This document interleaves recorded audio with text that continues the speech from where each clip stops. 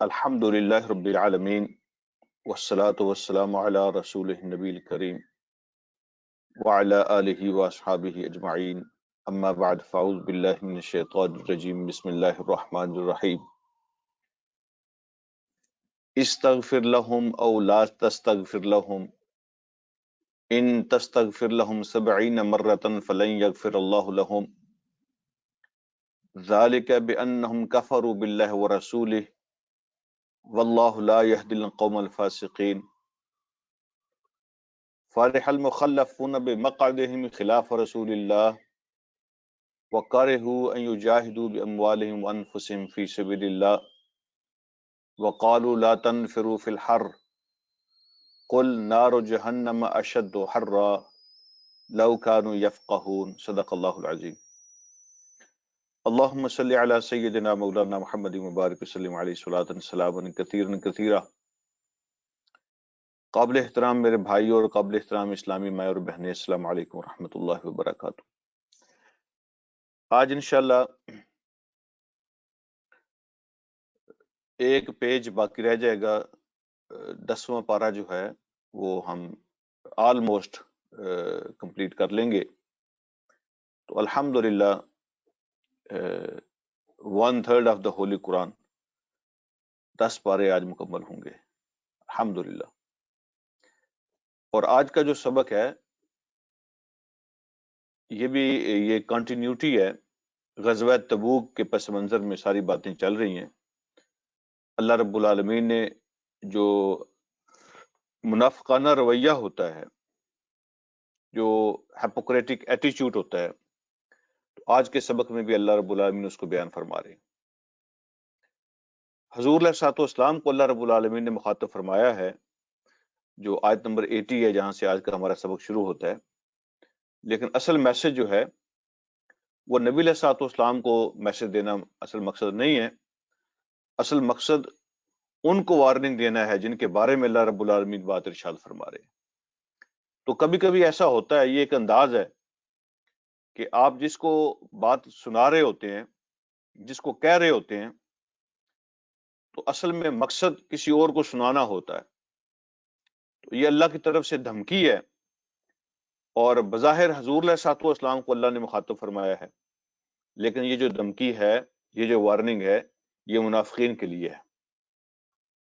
تو اللہ رب العالمین ارشاد فرماتے ہیں، استغفر لہم او لا تستغفر لہم، آپ ان کے لیے اللہ سے معافی مانگیں، استغفار کریں، او لا تستغفر لہم، یا آپ ان کے لیے استغفار نہ کریں، یہ برابر ہے۔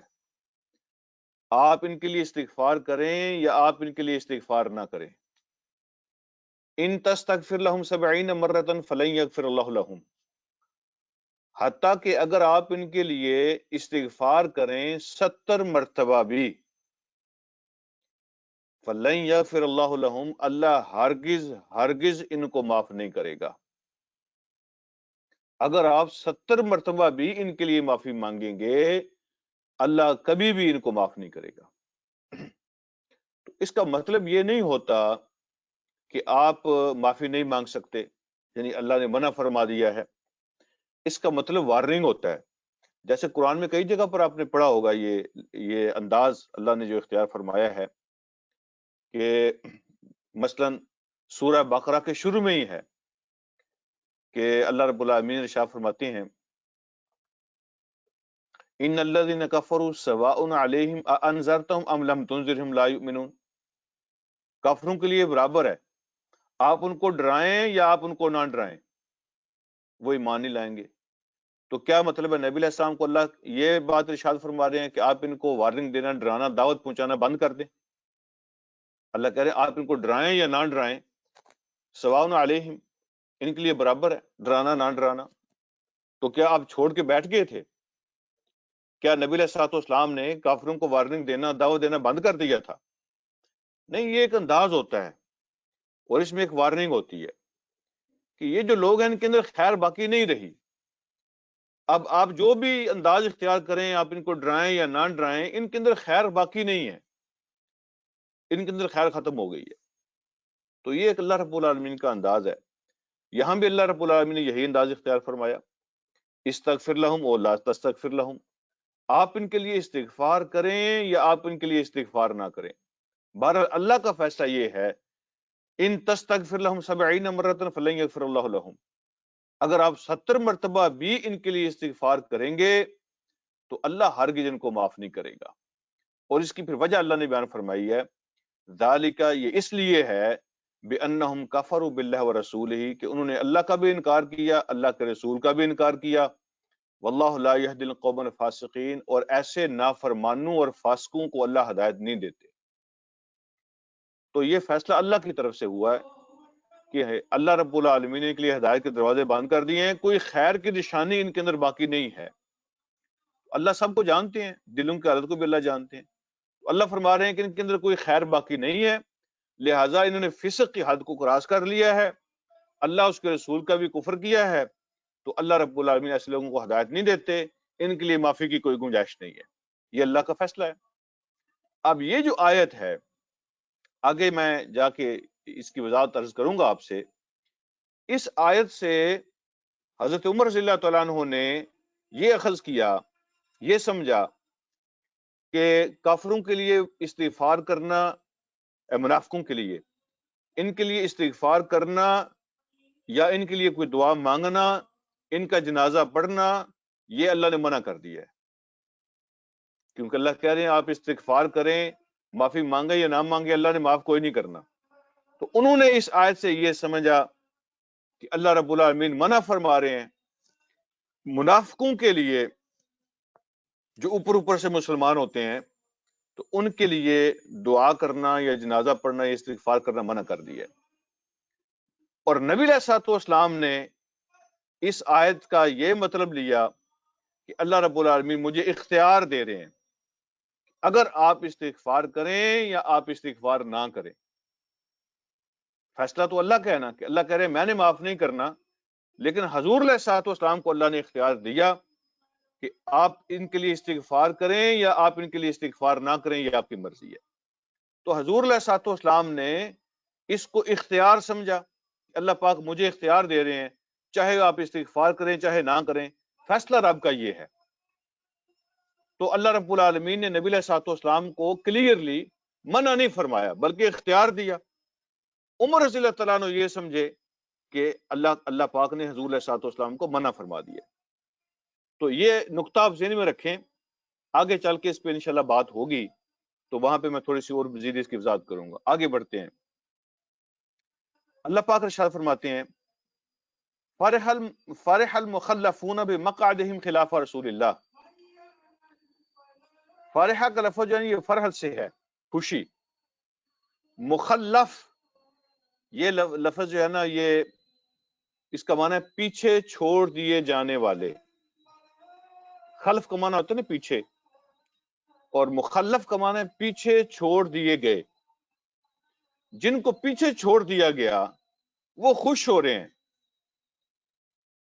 اب منافق آتے تھے نا غزوہ تبوک کے موقع پر، تو آ کے اپنے عذر پیش کرتے تھے، ایکسکیوز پیش کرتے تھے، بہانے بناتے تھے، چھٹی مانگتے تھے، تو جو بھی آ کے عذر پیش کرتا تھا نبی علیہ الصلوۃ والسلام اس کے عذر کو قبول فرما لیتے۔ اس کا معاملہ اللہ کے ذمہ ہے، جو عذر پیش کرتا آپ عذر قبول فرما لیتے۔ تو جب وہ نبی علیہ الصلوۃ والسلام کی مجلس سے نکلتے تھے تو کیا ایک دوسرے کو آنکھیں مارتے تھے اور کہتے تھے میرا تو بھائی داؤ چل گیا، میرا تو ایکسکیوز قبول ہو گیا، میرا بہانہ تو چل گیا، اور اندر سے خوش ہوتے تھے، ایک دوسرے کو آنکھیں مارتے تھے۔ اللہ رب العالمین نے ان کے ایٹیچیوڈ کے بیان فرمایا۔ اللہ فرماتے ہیں فرح المخلفون بمقعدهم خلاف رسول اللہ صلی اللہ علیہ وسلم، کہ جو پیچھے چھوڑ دیے گئے وہ خوش ہو رہے ہیں نبی علیہ الصلوۃ والسلام کے ساتھ جانا نہیں پڑا، بمقعدہم اپنے بیٹھنے پر، پیچھے بیٹھنے پر، خلاف رسول اللہ صلی اللہ علیہ وسلم، نبی علیہ الصلوۃ والسلام کے پیچھے، نبی علیہ الصلوۃ والسلام کے پیچھے بیٹھ جانے پر وہ خوش ہو رہے ہیں جن کو پیچھے چھوڑ دیا گیا ہے، جن کے بہانے قبول کر لیے گئے۔ وہ بہانے بنا کیوں رہے تھے؟ اس کی اور بھی کئی وجوہات ہیں، ان کی اپنی بزدلی ہے، اور اسلام کے اندر کوئی دلچسپی نہیں ہے، جہاد کے اندر دلچسپی نہیں ہے، اللہ کے حکم کو پورا کرنے میں دلچسپی نہیں ہے، لیکن اس کے علاوہ دنیاوی کچھ وجوہات بھی تھیں۔ مثال کے طور پر یہ جو غزوہ تبوک ہے اس کا دوسرا نام غزوہ عسرہ بھی ہے، عین سین را عسرہ، آگے ہاں، غزوہ عسرہ اس کو اس لیے کہتے ہیں کہ یہ انتہائی مشکل اور انتہائی کٹھن غزوہ تھا۔ حالات ایسے تھے کہ اس غزوہ کا نام غزوہ عسرہ بھی ہے، انتہائی سخت، انتہائی مشکل غزوہ۔ اور اس کو غزوہ عسرہ اس لیے کہتے ہیں کہ سخت گرمی کا موسم تھا، فصلیں بالکل تیار کھڑی تھی، سفر بڑا دور کا تھا، لمبا تھا، دشمن طاقتور تھا، ایک پورے امپائر کے خلاف جنگ تھی، سفر کے لیے سواریاں بھی کم تھیں، پوری نہیں تھی، سفر کے لیے سامان بھی پورا نہیں تھا، جنگ کے لیے اوزار بھی نہیں تھے، اور قحط پڑا ہوا تھا۔ تو یہ ساری صورتحال تھی جس کی وجہ سے منافق جو ان کے دل جو ان کے کلیجے منہ کو آ رہے تھے، اور وہ بہانے بنا بنا کر نبی علیہ السلام سے چھٹی لے رہے تھے، اور جب ان کو چھٹی مل جاتی تھی تو خوش ہوتے تھے اور ایک دوسرے کو کونیاں مارتے تھے اور آنکھیں جو ہے نا آنکھوں سے اشارے کرتے تھے کہ میرا تو بھائی کام ہو گیا۔ یہاں پر جو ہے جو لفظ اللہ رب العالمین نے استعمال فرمایا اس کے اندر بھی ایک بڑا میسج ہے۔ وہ لفظ کیا ہے؟ فرح المخلفون، مخلفون، اس کا معنی ہے جن کو پیچھے چھوڑ دیا گیا، جن کو پیچھے رہنے دیا گیا۔ اب اس کے اندر میسج یہ ہے کہ تم تو اس بات پہ خوش ہو رہے ہو کہ تمہیں چھٹی مل گئی ہے، لیکن اصل کیس یہ نہیں ہے۔ اصل کیس یہ ہے فارح المخلفون، تمہیں پیچھے چھوڑ دیا گیا ہے۔ تمہارا شامل ہونا، تمہارا اٹھنا، اللہ کے راستے میں کچھ کرنا اور اللہ کے راستے میں جانا، اللہ نے تمہارا قبول ہی نہیں فرمایا۔ تو یہ اللہ کی طرف سے تمہیں ریفیوز کر دیا گیا ہے، تمہیں ریجیکٹ کر دیا گیا ہے۔ تو تم تو خوشی منا رہے ہو نا کہ تم پیچھے رہ گئے ہو، لیکن حقیقت یہ ہے کہ تمہاری شمولیت اللہ رب العالمین نے پسند ہی نہیں فرمائی، اور اللہ نے تمہیں توفیق نہیں دی۔ اللہ چاہتا ہی نہیں ہے کہ تم شامل ہو جاؤ، اس لیے یہ لفظ استعمال فرمایا فارح المخلفون، جن کو پیچھے چھوڑ دیا گیا، وہ خوش ہو رہے ہیں پیچھے بیٹھنے پر کہ ہمیں نہیں جانا پڑا۔ اب یہاں پہ ایک میسج ہے جو میں آپ سے شیئر کرنا چاہتا ہوں کہ اگر کبھی ایسا ہو کہ اللہ کے کسی کام کے لیے، دین کی کسی کاز کے لیے ذاتی شمولیت، اس کے اندر پرسنل ایفرٹ، فزیکل ایفرٹ کرنا، یا پھر اس کے اندر مالی شمولیت، اپنا مال اس میں خرچ کرنا، یا کبھی کبھی ایسا ہوتا ہے نا زبانی شمولیت، بندہ اپنی زبان سے اس کی کمپین کرتا ہے، مہم چلاتا ہے، اس کو اپریشیٹ کرتا ہے، حوصلہ افزائی کرتا ہے، کام کرنے والوں کی تعریف کرتا ہے، یہ زبانی اس میں شمولیت ہوتی ہے۔ اگر کسی قسم کی شمولیت پر بھی بندہ خوش نہ ہو،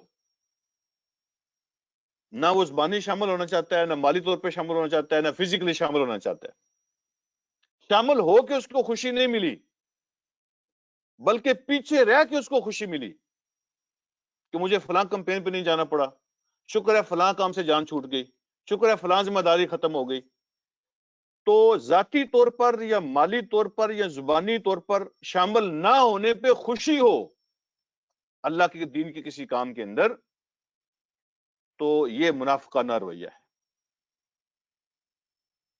یہ منافقانہ رویہ ہے۔ اگر کسی وجہ سے اس کا کوئی عذر ہو، وہ شمولیت نہیں کر سکا، تو اس کے دل میں دکھ ہونا چاہیے، دل میں افسوس ہونا چاہیے کہ کاش میرے یہ حالات نہ بنتے، یہ ریزن نہ بنتی، یہ وجہ نہ بنتی، تو میں بھی آج اللہ کے اس کام میں شامل ہوتا۔ جس کی نیت یہ ہوتی ہے، جس کے جذبات یہ ہوتے ہیں کہ مجھے آج افسوس ہو رہا ہے کہ میں فلاں فلاں وجہ سے اس میں شامل نہیں ہو سکا، یہ خدمت نہیں کر سکا، تو جس کی نیت یہ ہوتی ہے، جس کی ریزن یہ ہوتی ہے، جس کی سوچ یہ ہوتی ہے، وہ شامل نہ بھی ہو، اللہ رب العالمین اس میں سے اس کو اجر عطا فرماتے ہیں، اس لیے کہ اس کا ایکسکیوز ہوتا ہے، اس کا عذر ہوتا ہے، اور وہ دلی طور پر صدمہ محسوس کر رہا ہوتا ہے، دکھ محسوس کر رہا ہوتا ہے کہ میں اس دین کے خدمت سے اور کاز سے محروم رہ گیا ہوں، اور کاش مجھے موقع مل جاتا، اور کاش میری یہ ریزن نہ بنتی تو میں وہاں شامل ہوتا۔ تو ایسا جو سوچ ہوتی ہے اس کو شامل نہ ہو کر بھی ثواب ہوتا ہے، لیکن وہ لوگ جن کو چھٹی مل جائے اور وہ خوش ہو رہے ہوں کہ شکر ہے پیسے نہیں دینے پڑے، شکر ہے خود شامل نہیں ہونا پڑا، شکر ہے کسی قسم کی خدمت نہیں کرنی پڑی، خوش ہو، تو یہ منافقانہ رویہ ہوتا ہے۔ تو یہ میسج آپ نوٹ فرما لیں۔ اگلی بات اللہ رب العالمین ارشاد فرماتے ہیں کہ ان کا وہ پیچھے بیٹھنے پہ خوش ہو رہے ہیں، تو اللہ فرماتے ہیں وَقَارِهُ، وہ پیچھے کیوں رہ گئے، ان کو پیچھے کیوں چھوڑ دیا گیا؟ اب اس کی وجہ نوٹ فرمائیں۔ وَقَارِهُ أَن يُجَاهِدُوا بِأَمْوَالِهِمْ وَأَنفُسِهِمْ فِي سَبِيلِ اللَّهِ، اس لیے کہ انہوں نے ناپسند کیا، کارہو کراہت سے ہے، کراہت سے انہوں نے ناپسند کیا تھا، وہ خود نہیں چاہتے تھے کہ اپنے معلوم اور جانوں سے اللہ کے راستے میں کچھ کوشش کریں، اللہ کے راستے میں حصہ لیں، جہاد کریں، کوشش کریں، اپنی جانوں اور معلوم سے وہ خود چاہتے نہیں تھے۔ تو اس لیے یہ مسئلہ بیان کیا گیا ہے کہ جو چاہتا نہ ہو، دل نہ اس کا ہو، تو یہ منافقانہ رویہ ہے، لیکن جو چاہتا ہو، اس کا کوئی عذر ہو، تو وہ شامل نہ بھی ہو تو اللہ اس کو ثواب عطا فرماتے ہیں۔ اور پھر وہ آپس میں کہتے تھے وَقَالُوا لَا تَنْفِرُوا فِي الْحَرِّ، وہ جو عام لوگ جو ہوتے ہیں نا ان کو شکار کرتے تھے، پراپیگنڈا یہ تھا وَقَالُوا لَا تَنْفِرُوا فِي الْحَرِّ، وہ کہتے تھے نہ نکلنا، بڑی سخت گرمی ہے، لا تنفروا، نہ نکلو، فی الحر، گرمی بڑی سخت ہے، قل، آپ ان کو بتا دیں، نار جہنم اشد حرن، جہنم کی آگ جو ہے اس سے زیادہ سخت گرم ہے، اس سے کہیں زیادہ گرم ہے۔ تو اللہ کی اور اللہ کے نبی کی پکار پر لبیک کہنے کی بجائے یہ جو تم بہانے ڈھونڈ رہے ہو اور کہہ رہے ہو کہ گرمی بڑی سخت ہے، مشکل ہے، دس ہے، دیٹ ہے، تو ان کو بتا دیں کہ یہ جو تمہاری سستی ہے یا یہ جو تمہاری ناپسندیدگی ہے، یہ جو فرار کا راستہ تم اختیار کر رہے ہو، اس کی وجہ سے تم دوزخ میں جاؤ گے، اور ان کو بتا دو کہ دوزخ کی گرمی اس گرمی سے کہیں زیادہ سخت ہے۔ لو کانوا یفقہون، کاش کہ یہ سمجھ سکتے، کاش کہ یہ سمجھ جاتے اس بات کو کہ دوزخ کی گرمی سخت ہے یا یہ دنیا کی، تو وہ خوش ہوتے تھے نا آپس میں نے جیسا عرض کیا، کونیاں مارتے تھے، آنکھوں کے اشارے کرتے تھے، خوش ہوتے تھے کہ یہ چلو چھٹی مل گئی ہے۔ تو اللہ نے اس کو بھی نوٹ فرمایا، اور اللہ فرماتے ہیں فَلْيَضْحَكُوا قَلِيلًا وَلْيَبْكُوا كَثِيرًا، تمہارا ہنسنا جو ہے نا بہت تھوڑا ہوگا، یہ جو تمہیں ہنسنے کا ٹائم ملا ہوا ہے نا، یہ کچھ بھی نہیں ہے، تمہارا ہنسنا اور تمہارا یہ خوش ہونا یہ بہت تھوڑا ہے، وَلْيَبْكُوا كَثِيرًا، اور تمہارا رونا بہت زیادہ ہے، جو آگے رونا آ رہا ہے تمہارے لیے، تو فرمایا فَلْيَضْحَكُوا قَلِيلًا، ان کو ہنسنے دو تھوڑی دیر کے لیے، وہ ہنس لیں تھوڑی مدت کے لیے، وَلْيَبْكُوا كَثِيرًا، اور پھر انہوں نے رونا ہے بہت لمبے عرصے کے لیے۔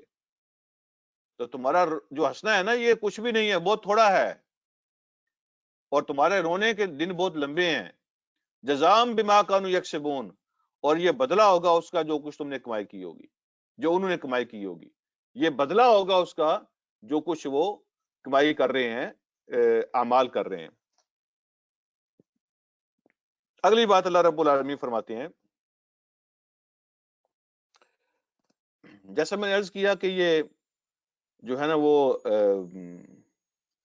غزوہ عسرہ اس کو کہتے ہیں، یہ مشکل جنگ ہے، تو یہ وہی غزوہ ہے جس میں ابو بکر رضی اللہ تعالیٰ عنہ نے جب حضور علیہ الصلوۃ والسلام نے اپیل فرمائی نا، ابو بکر رضی اللہ تعالیٰ عنہ جو کچھ بھی تھا ان کے گھر میں وہ سارا کچھ باندھ کے لے آئے تھے، اور بعض سیرت نگاروں نے تو یہاں تک لکھا ہے کہ ابو بکر رضی اللہ تعالیٰ عنہ دیواروں پر ہاتھ مار رہے تھے، اپنے گھر کی دیواروں پر، اور کسی نے پوچھا کہ کیا دیواروں پر کیوں ہاتھ مار رہے ہیں، تو فرمانے لگے کہ بعض کا تو عورتیں جو ہیں نا وہ سوئیاں دیواروں میں لگا دیتی ہیں، تو میں نہیں چاہتا میرے گھر میں آج کچھ بھی بچے، اللہ اور اللہ کے رسول کی اپیل ہے تو میں اپنا سب کچھ پیش کروں گا۔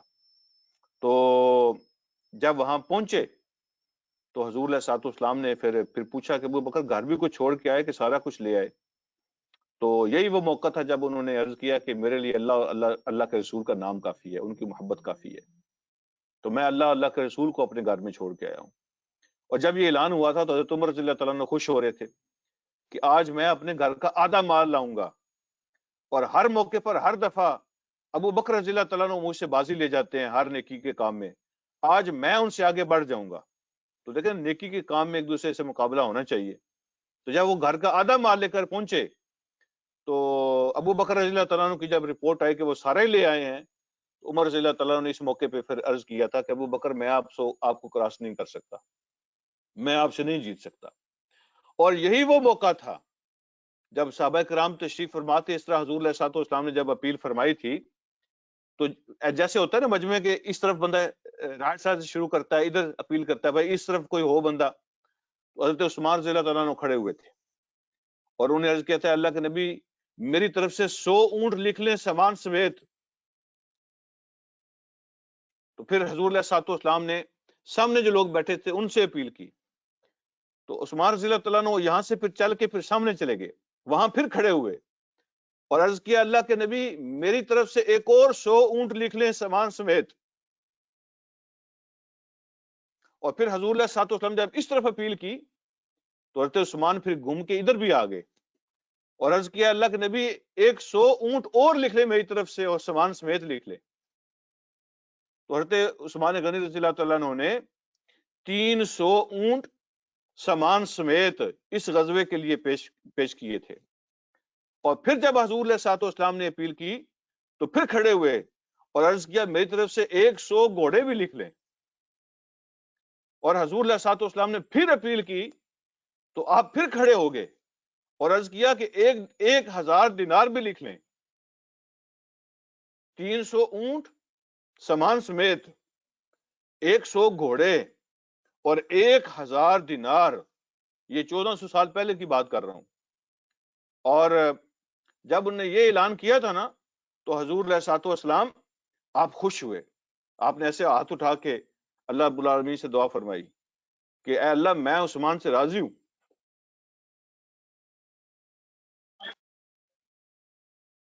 آپ بھی عثمان سے راضی ہو جائیں۔ اللہ میں عثمان سے راضی ہوں، آپ بھی عثمان سے راضی ہو جائیں۔ اور پھر جب اپیل ختم ہوئی تو حضور علیہ الصلوۃ والسلام باہر تشریف لائے، عثمان رضی اللہ تعالیٰ نے اپنے اونٹ جو وعدہ کیا ہوا تھا ان کی لائنیں لگائیں اونٹ منگوا کے، تو نبی علیہ الصلوۃ والسلام ان اونٹوں کی گردنوں پر ہاتھ پھیرتے جا رہے تھے اور خوش ہو رہے تھے، اور آپ ارشاد فرما رہے تھے کہ آج کے بعد عثمان کا کوئی کام اس کو نقصان نہیں پہنچائے گا۔ مطلب کہ اللہ رب العالمین آج کے بعد حضرت عثمان کو ہمیشہ نیکی کی توفیق عطا فرمائیں گے، اللہ پاک عثمان کو ہمیشہ نیکی کی توفیق عطا فرمائیں گے۔ تو فرمایا عثمان کا کوئی کام ان کو نقصان نہیں دے گا، گناہ نہیں ہوگا۔ 30,000 کا لشکر تیار ہوا غزوہ تبوک کے لیے، میں پہلے آپ کو بتا چکا ہوں، اور اس کی جو تیاری تھی نا، جو سامان تھا، سواریاں تھیں، باقی سامان تھا، جو خرچہ تھا اس کا، تو 30,000 کے لشکر میں سے آلموسٹ 1/3 حضرت عثمان غنی رضی اللہ تعالیٰ عنہ کا دیا ہوا تھا۔ یہ ان کی خدمات ہیں۔ نبی علیہ الصلوۃ والسلام کی 2 بیٹیاں ان کے نکاح میں رہی ہیں، ایک کے بعد دوسری۔ جب دوسری بیٹی بھی فوت ہوئی تھی تو آپ نے فرمایا میری اور بیٹیاں ہوتی تو میں وہ بھی ایک ایک کر کے عثمان کے نکاح میں دے دیتا۔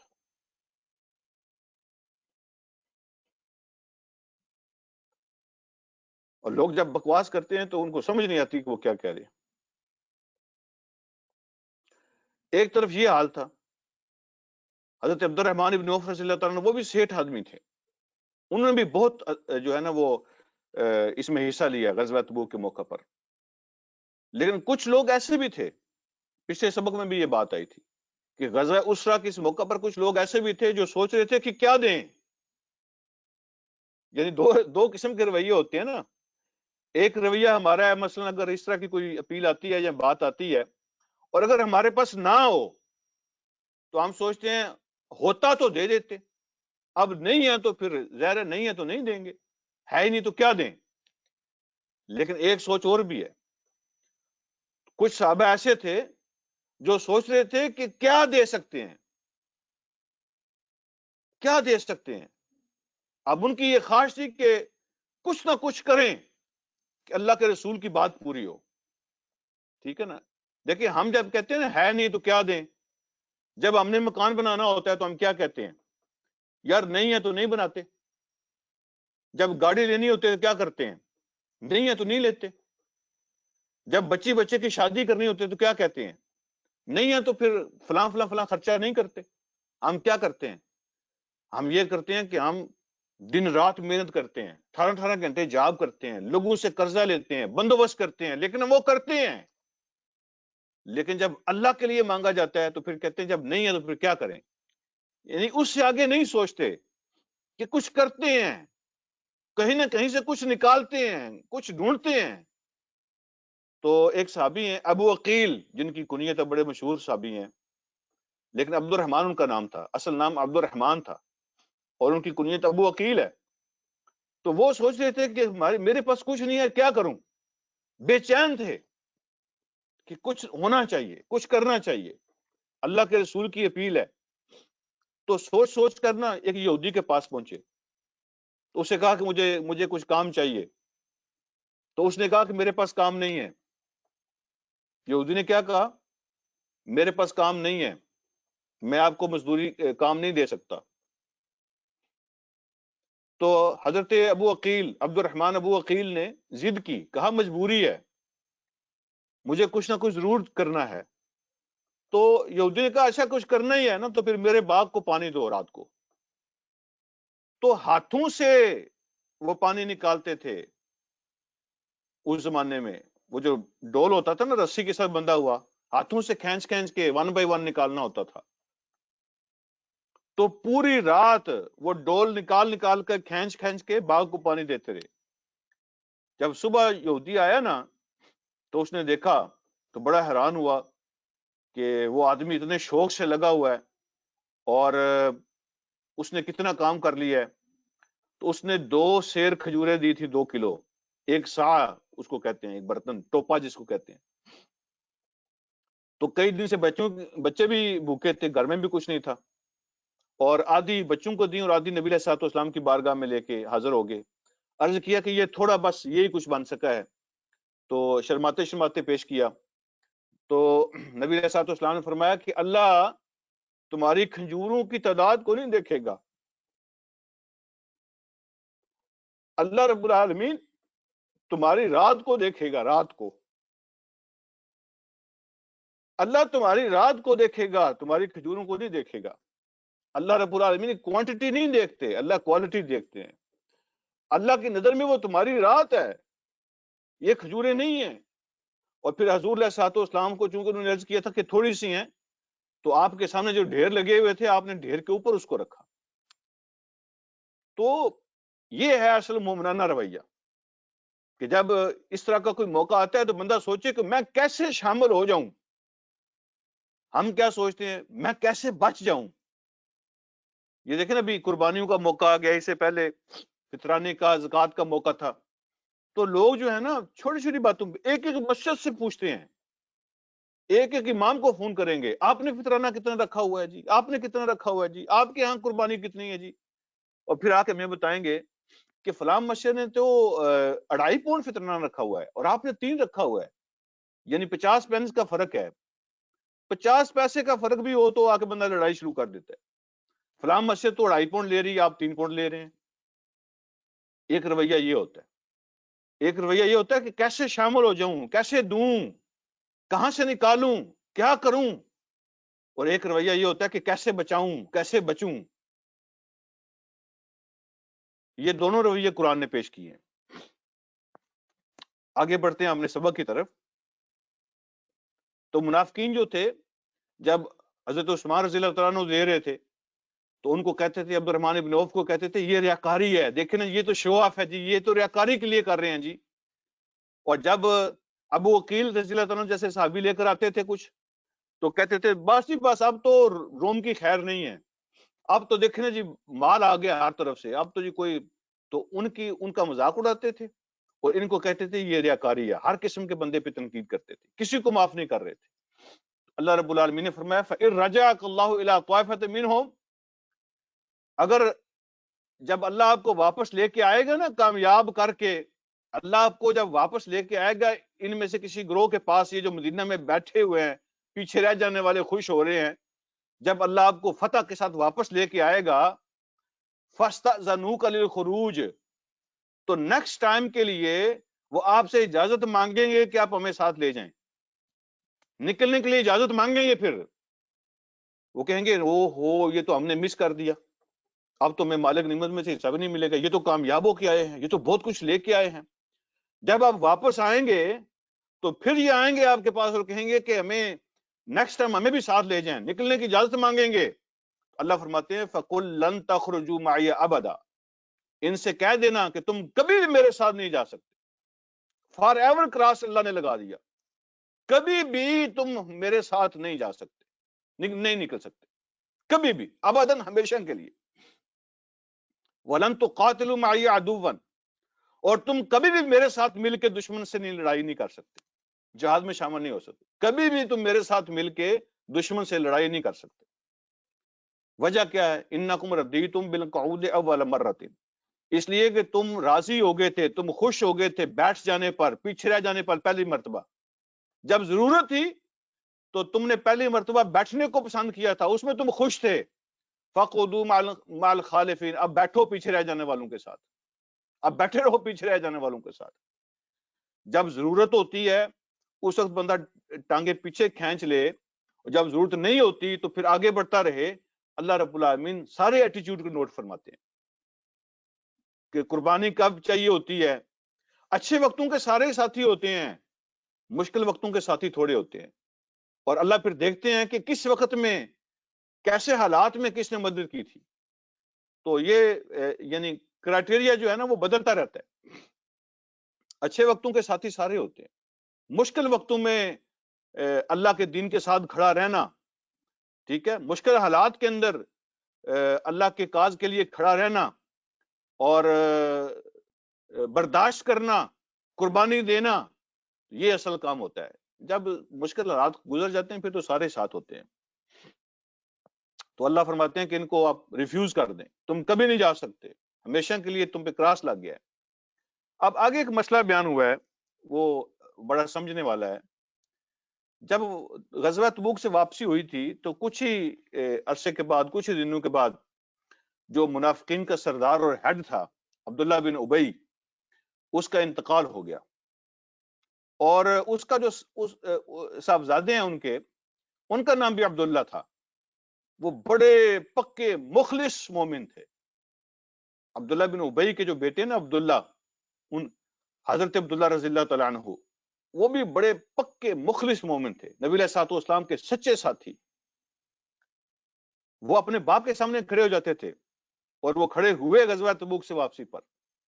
جب دوران سفر اس نے کہا تھا نا مدینہ پہنچ جائیں، عبداللہ بن ابی نے کہا تھا مدینہ پہنچ جائیں تو مدینہ میں صرف عزت والے رہیں گے، ذلیلوں کو ہم وہاں سے نکالیں گے، جو ذلیل ہیں نا ان کو وہاں سے نکالیں گے، عزت والے صرف وہاں رہیں گے. وہ مکہ والے کی طرف اشارے کر رہا تھا. تو جہاں سے مدینہ کی حد شروع ہوتی ہے نا، وہاں ان کا بیٹا کے کھڑا ہو گیا تھا عبداللہ رضی اللہ تعالیٰ عنہ. وہ کھڑے ہو گئے تھے وہاں پہ جہاں مدینہ کی حد شروع ہوتی ہے.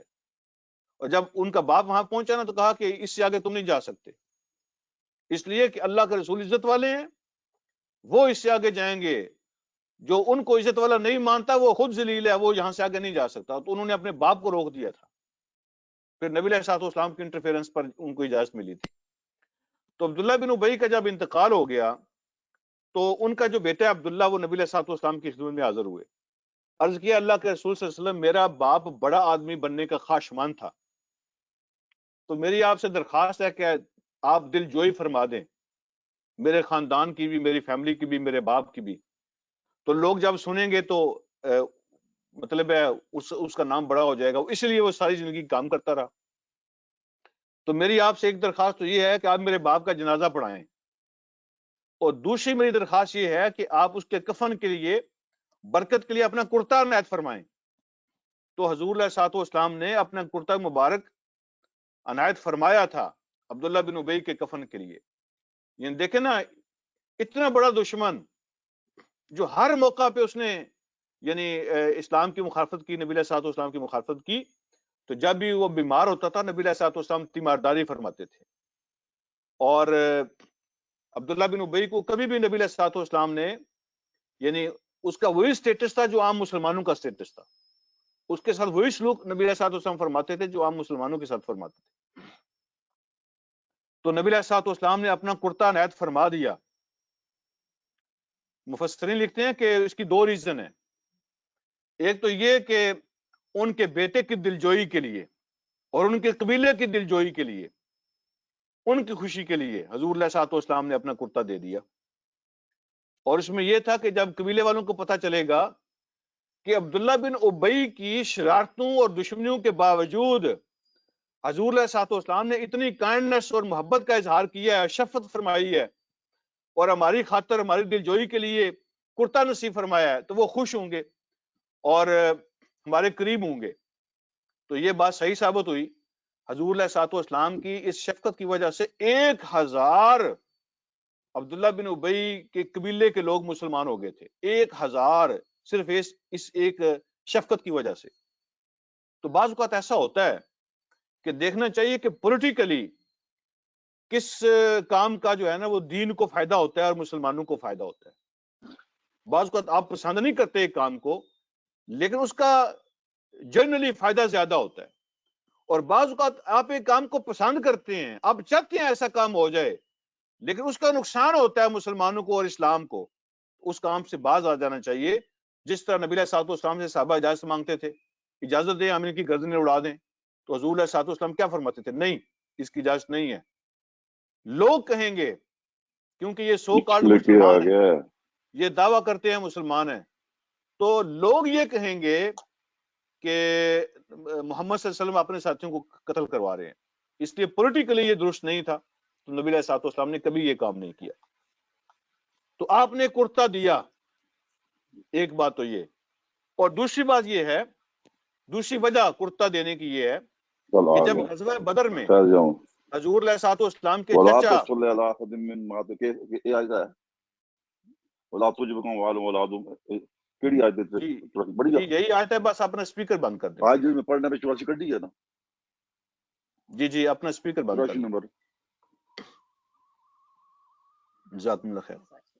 دوسری وجہ جو ہے وہ مفسرین نے بیان فرمائی ہے کہ حضور علیہ الصلوۃ والسلام کے چچا جب غزوہ بدر میں قیدی بنے تھے تو ان کے جسم پہ کرتا نہیں تھا.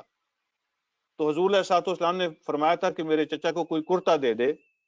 تو چونکہ حضرت عباس کا قد لمبا تھا، بڑا تھا، تو کوئی کرتا ان کو فٹ نہیں آ رہا تھا. تو عبداللہ بن ابی کا قد بھی بڑا تھا، تو اس نے جب کرتا دیا تو وہ ان کو پورا آ گیا تھا. تو حضور علیہ الصلوۃ والسلام اس موقع پہ اس کا احسان نہیں رکھنا چاہتے تھے. نبی علیہ الصلوۃ والسلام کی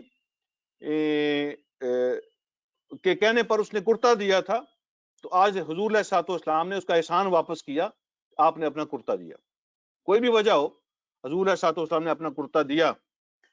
اور پھر جنازے کے لیے آپ تشریف لے گئے. اب اس میں دو رائے ہیں. ایک یہ ہے کہ آپ نے جنازہ پڑھایا، اس کے بعد یہ آیتیں نازل ہوئی تھیں. اور دوسرا اوپینین یہ ہے کہ حضور علیہ الصلوۃ والسلام جنازے کے لیے کھڑے ہو گئے تھے تو آیتیں نازل ہو گئی تھیں، تو اللہ رب العالمین نے آپ کو روک دیا تھا اور آپ نے جنازہ نہیں پڑھایا. یہ دونوں اوپینین ہیں. تو حضور علیہ الصلوۃ والسلام چلے گئے. تو میں نے عرض کیا نا جیسے کہ ان کے قبیلے کے 1000 لوگ حضور علیہ الصلوۃ والسلام کے اس سلوک کی وجہ سے مسلمان ہو گئے تھے.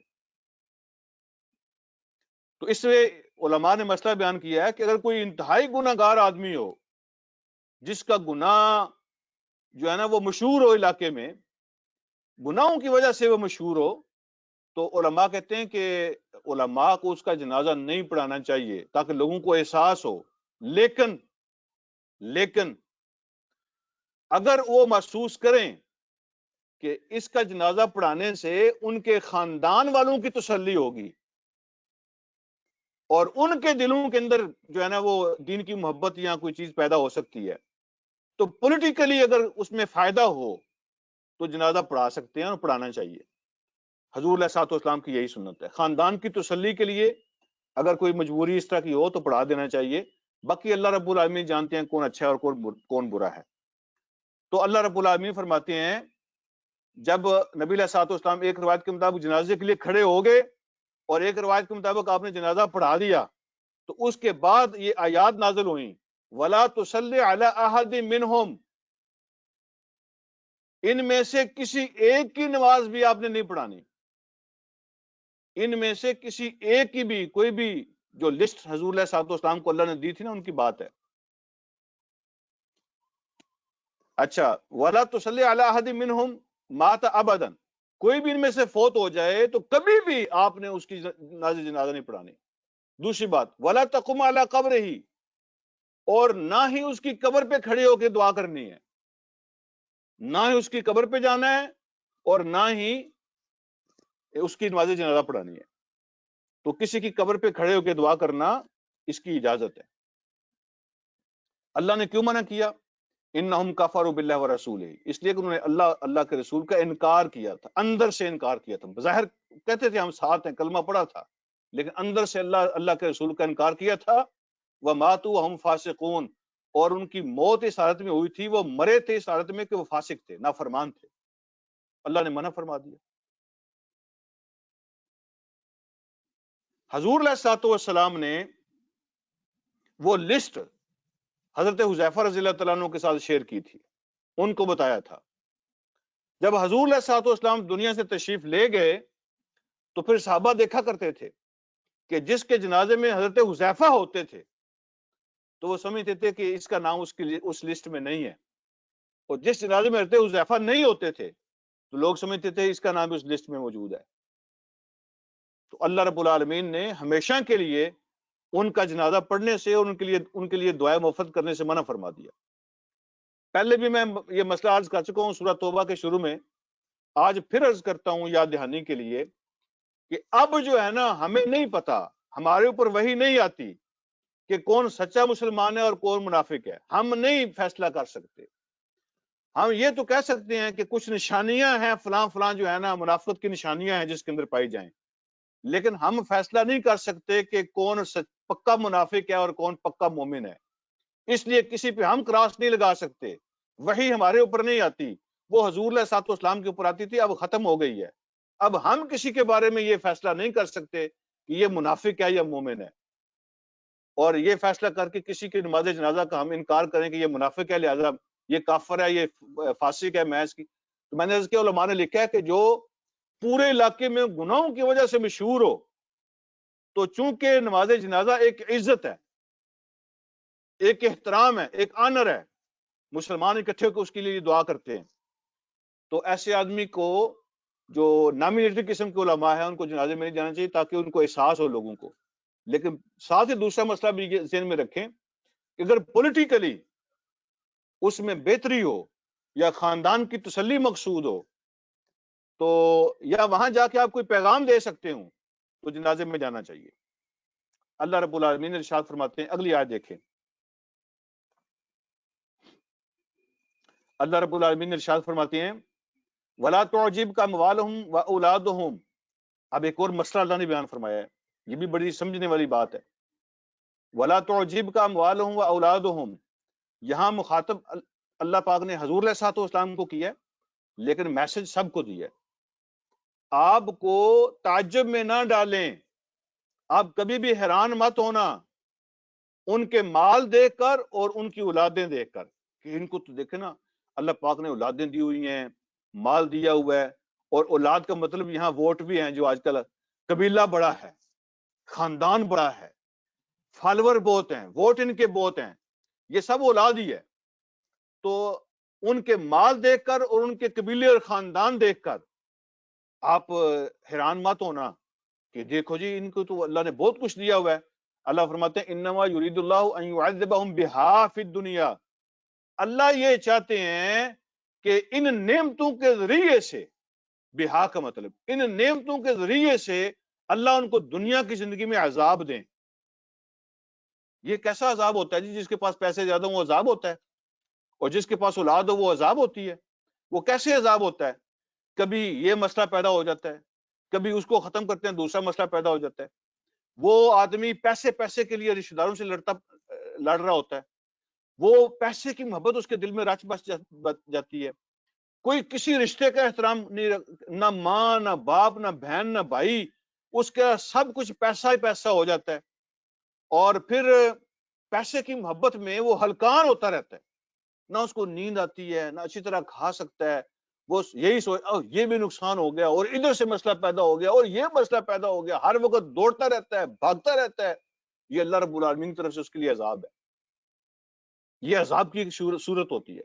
یعنی پیسہ آپ کی خدمت نہیں کر رہا ہوتا، بلکہ آپ پیسے کی پوجا کر رہے ہوتے، آپ پیسے کی خدمت کر رہے ہوتے ہیں۔ اللہ فرماتے ہیں بعض اوقات مال جو ہوتا ہے یہ دنیا میں عذاب کی صورت ہوتی ہے، اور بعض اوقات اولاد جو ہوتی ہے وہ بھی دنیا میں عذاب کی صورت ہوتی ہے۔ اولاد آپ کی نافرمان ہو جائے، وہ ماں باپ کی بات نہیں مانتی، یا ماں باپ کے مخالف ہو کے کھڑی ہو جاتی ہے، ماں باپ کو ٹھڈے مارتی ہے، اور اولاد کی وجہ سے کبھی یہ ایشو پیدا ہو جاتا ہے، کبھی وہ ایشو پیدا ہو جاتا ہے، خاندان بکھر جاتے ہیں، تو یہ دنیا میں عذاب کی صورتیں ہوتی ہیں۔ تو اللہ فرماتے ہیں ان کے مال دیکھ کر اور ان کی اولادیں دیکھ کر، خاندان دیکھ کر آپ حیران مت ہونا، اللہ چاہتے ہیں کہ انہی کے ذریعے سے ان کو دنیا کی زندگی ان کے لیے عذاب بنا دیں۔ وَتَزْهَقَ أَنفُسُهُمْ وَهُمْ كَافِرُونَ، یہ تزحق کا جو لفظ ہے نا، ایک مشہور آیت آپ نے قرآن کی کئی دفعہ سنی ہوگی، وَقُلْ جَاءَ الْحَقُّ وَزَهَقَ الْبَاطِلُ، زحق کا معنی ہوتا ہے نکل جانا، بھاگنا، چلے جانا۔ وَتَزْهَقَ أَنفُسُهُمْ وَهُمْ كَافِرُونَ، اور ان کی جانیں جب نکلیں گی تو اس حالت میں نکلیں گی کہ وہ کفر پر ہوں گے، یعنی مال کی وجہ سے ان کے اندر تنگ دلی پیدا ہو جاتی ہے، مال کی محبت کی وجہ سے وہ اپنے فرائض بھول جاتے ہیں، وہ اللہ رب العالمین کو بھول جاتے ہیں، اپنی ڈیوٹیز بھول جاتے ہیں، وہ دنیا میں آنے کا مقصد بھول جاتے ہیں۔ جب یہ ساری باتیں بھول جاتے ہیں تو دین ان کے اندر سے نکل جاتا ہے، کوئی فرض، کوئی ڈیوٹی، کوئی اللہ کا حکم ان کو یاد نہیں ہوتا، ٹھیک ہے۔ وَلَا تَكُونُوا كَالَّذِينَ نَسُوا اللَّهَ فَأَنسَاهُمْ أَنفُسَهُمْ، اللہ فرماتے ان لوگوں کی طرح نہ ہو جانا جو اللہ کو بھول گئے، اللہ نے انہیں اپنا آپ بلا دیا، اللہ نے انہیں اپنا آپ بلا دیا، کوئی ہوش نہیں ہوتی ان کو سوائے پیسے کے، رات کو خوابوں میں بھی وہ پیسے کی خوابیں دیکھتے ہیں، اور رات کو سوتے ہوئے بھی وہ پیسوں کی باتیں کرتے ہیں، صبح اٹھتے ہیں تو پیسوں کی باتیں کرتے ہیں، اور انتہائی ناشکرے ہو جاتے ہیں ایسے لوگ جو پیسے کے پجاری ہوتے ہیں، اور ناشکری کی وجہ سے پھر ایمان ختم ہو جاتا ہے۔ وَتَزْهَقَ أَنفُسُهُمْ وَهُمْ كَافِرُونَ، اللہ چاہتے ہیں کہ جب ان کی موت کا وقت آئے تو یہ کفر پر مرے، اللہ رب العالمین نے یہ ان کے لیے عذاب بنا دیا دنیا کے اندر۔ اگلی بات جلدی جلدی تھوڑا سا آگے اس کو پڑھ لیتے ہیں، رکوع پورا کرتے ہیں۔ وَإِذَا أُنزِلَتْ سُورَةٌ أَنْ آمِنُوا بِاللَّهِ وَجَاهِدُوا مَعَ رَسُولِهِ، جب کوئی صورت نازل ہوتی ہے جس میں یہ حکم ہوتا ہے نا کہ ان آمنوا باللہ، لوگوں اللہ کی بات مانو، اللہ پر ایمان لاؤ، وجاہدوا مع رسولہ، اور اللہ کے رسول کے ساتھ مل کر کوشش میں اور دین کے کام میں شامل ہو جاؤ۔ جاہدو کا معنی کوشش ہوتا ہے، ہم اس کا صرف جہاد ترجمہ کر دیتے ہیں اور گزر جاتے ہیں، اللہ کے دین کی خاطر ہر کوشش کرو۔ جب کوئی صورت نازل ہوتی ہے اس میں حکم ہوتا ہے کہ اللہ پر ایمان لے آؤ اور اللہ کے رسول کے ساتھ مل کے دین کی کوشش میں شامل ہو جاؤ، تو کیا ہوتا ہے؟ استأذنک اولو الطول منہم، اور ان میں سے جو دولت مند ہوتے ہیں، جو جس کو پنجابی میں کہتے ہیں سوکھے ہوتے ہیں، سوکھے، ٹھیک ہے، جن کی جیبوں میں پیسے ہوتے ہیں، ٹھیک ہے، دولت والے، سہولت والے، آسانیوں والے، وہ کیا کرتے ہیں؟ وہ آپ سے اجازتیں مانگنے لگ جاتے ہیں، اجازتیں مانگنے لگ جاتے ہیں، ٹھیک۔ ان کے اور بہت رفڑ ہوتے ہیں، یہ درویش لوگ ہی ہوتے ہیں جو خدمت بھی کرتے ہیں، قربانیاں بھی دیتے ہیں، ٹھیک ہے۔ وہ علامہ اقبال نے کہا تھا نا، فطرت کے مقاصد کی کرتا ہے نگہبانی، یا بندہ صحرائی یا مرد کوہستانی۔ تو یہ جو بہت کم ہوتے ہیں جن کو اللہ رب العالمین توفیق دیتے ہیں، دولت بھی ہو اور دین کی محبت بھی ہو۔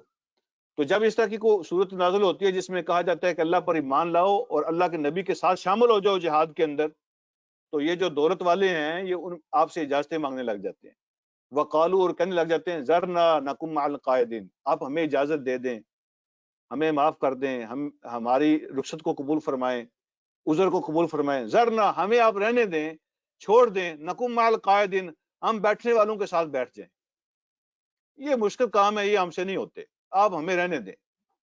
پھر اللہ فرماتے ہیں رضوا بان یکونوا مع الخوالف، وہ اس بات پہ خوش ہو گئے کہ وہ اس بات پہ راضی ہیں کہ وہ پیچھے بیٹھ رہنے والی عورتوں کے ساتھ بیٹھ جائیں۔ خوالف کا معنی ہے خواتین جو پیچھے رہ جائیں، پیچھے رہ جانے والی عورتیں، یہ مونس کے لیے آتا ہے، وہ اس بات پہ راضی ہو گئے کہ وہ پیچھے رہ جانے والی عورتوں کے ساتھ پیچھے رہ جائیں، ان کے ساتھ بیٹھ، مطلب یہ ہے کہ کوئی یہ مردانگی ان کے اندر ختم ہو جاتی ہے، ان کے اندر سے مردانگی ختم ہو جاتی ہے، اور وہ جو مجبور، کمزور، بے کس، بے بس جو عورتیں ہوتی ہیں جو اس طرح کے کسی کام میں شامل نہیں ہو سکتی، تو ان کے ساتھ یہ بھی پیچھے بیٹھے ہوتے ہیں، زنانیوں والا کام، کوئی مردوں والا کام ان سے نہیں ہوتا۔ حالانکہ جو بوڑھی، بیمار، کمزور عورتیں نہیں ہوتی تھیں، وہ بھی اپنے آپ کو پیش کرتی تھی، ان کی بھی خدمات ہوتی تھی بہت زیادہ، تو پیچھے کون رہ جاتا تھا؟ وہ بوڑھیاں، وہ بیمار عورتیں، وہ کمزور عورتیں، تو یہ ان کے ساتھ بیٹھنے کو پسند کیا انہوں نے۔ تو اللہ فرماتے ہیں وَطُبِعَ عَلَىٰ قُلُوبِهِمْ، اللہ رب العالمین نے ان کے دلوں پہ مہر لگا دی، ان کے دلوں پہ مہر لگا دی گئی، فَهُمْ لَا يَفْقَهُونَ، لیکن وہ سمجھتے نہیں ہیں، وہ سمجھتے ہیں کہ ہمیں چھٹی مل گئی ہے، وہ سمجھتے ہیں کہ چلو موج بن گئی ہے، ہاں جی، لیکن وہ یہ سمجھ نہیں رہے کہ ان کے دلوں پہ مہر لگا دی گئی، ٹھپا لگا دیا گیا ہے، ان کی کوئی کوشش قبول نہیں ہوگی، ان کو اٹھنے کی توفیق نہیں مل رہی، ان کو اللہ اپنے دین کی خدمت کرنے کا موقع نہیں دے رہا، یہ ان کو سمجھ نہیں آ رہی۔ لیکن الرسول والذین آمنوا معہ جاہدوا باموالہم وانفسہم، لیکن دوسری طرف اللہ فرماتے ہیں جو اللہ کے رسول ہیں اور وہ لوگ جو ان پر ایمان لائے ہیں، جاہدوا باموالہم وانفسہم، وہ اپنے جان بھی پیش کرتے ہیں، اپنے مال بھی پیش کرتے ہیں، اپنے معلوم اور جانوں سے وہ اللہ کے راستے میں کوشش اور محنت کر رہے ہیں۔ وَأُولَٰئِکَ لَهُمُ الْخَيْرَاتُ، یہ وہ لوگ ہیں جن کے لیے اللہ نے ساری بھلائیاں ان کے مقدر میں کر دی، ساری خیر اللہ نے ان کو دے، ہر کام میں خیر، مال میں خیر، جان میں خیر، گھر میں خیر، دنیا میں خیر، آخرت میں خیر، لہم الخیرات، ہر قسم کی خیر اور بھلائی اللہ نے ان کے مقدر میں کر دی ہے۔ وَأُولَٰئِکَ هُمُ الْمُفْلِحُونَ، اور یہی وہ لوگ ہیں جو اصل میں کامیاب ہونے والے ہیں۔ یہ اولائک اور ہم دونوں کا معنی ایک ہی ہے، اور جب یہ دونوں اکٹھے آتے ہیں نا تو پھر اس کا مطلب یہ ہوتا ہے یہی ہیں وہ لوگ جو فلاح پانے والے ہیں، بالکل یہی ہیں جو فلاح پانے والے ہیں، کامیاب ہونے والے ہیں۔ وَأُولَئِکَ هُمُ الْمُفْلِحُونَ، یہ قرآن کا انداز ہے، یہی ہیں، بالکل یہی ہیں جو کامیاب ہونے والے ہیں۔ اعد اللہ لہم جنات تجری من تحت الانہار، تیار کر دیا ہے اللہ نے ان کے لیے، جنت تیار ہونی نہیں ہے، وہ تیار ہو چکی ہے، وہ موجود ہے۔ اعد اللہ لہم، تیار کر دیا ہے اللہ نے ان لوگوں کے لیے باغات کو جن کے اندر نہریں بہ رہی ہیں، خالدین فیہا، ہمیشہ اس کے اندر رہیں گے۔ یہ جس کو نصیب ہوا نا، ذالک الفوز العظیم، یہ ہے سب سے بڑی کامیابی۔ ہم کسی اور چیز کو کامیابی سمجھتے ہیں، لیکن قرآن کہتا ہے یہ جس کو نصیب ہو گئی، یہ ہے سب سے بڑی کامیابی۔ اللہ مجھے اور آپ کو یہ کامیابیاں نصیب فرمائیں اور ان لوگوں کے صف میں شامل فرمائیں جن کے بارے میں اللہ رب العالمین یہ خوشخبریاں سنا رہے ہیں۔ وآخر دعوانا الحمد للہ رب العالمین۔